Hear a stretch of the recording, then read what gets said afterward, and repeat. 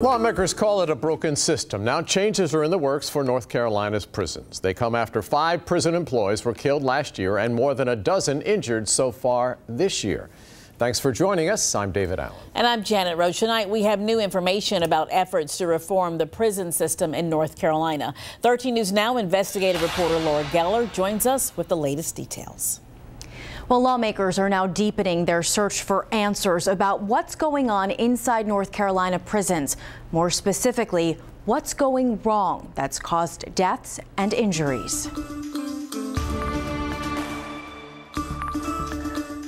The system is broken.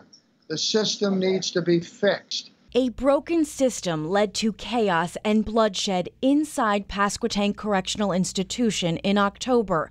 As they tried to escape, inmates took the lives of 4 people.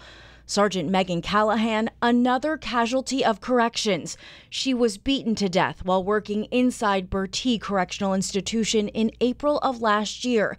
And so far this year, more than a dozen corrections officers have been injured on the job inside North Carolina prisons. My fears are already being realized because there is an escalation of violence within the prisons. Representative Bob Steinberg sits on the Joint Legislative Oversight Committee on Justice and Public Safety. This isn't going away without a fix. It's only going to get worse.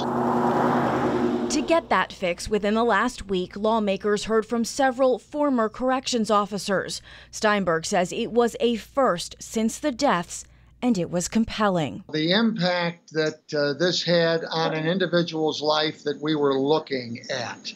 This was someone who has walked the mile, if you will. The Northeastern North Carolina representative says he's asked the House Speaker and other committee members to find a way to have current officers give them information without risking their jobs. We need to be talking to the folks who have the best idea as to how to fix it, and that's the folks on the inside who live behind the bars. Steinberg believes attacks like the one in South Carolina this week reaffirms this is an issue that requires real action. If we take prison reform head on and do this thing right, we may be a beacon of light to all of these other states.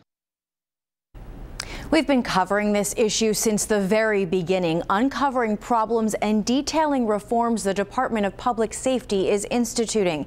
If you want to see all of our investigations, head to this story on our website. Laura Geller, 13 News Now.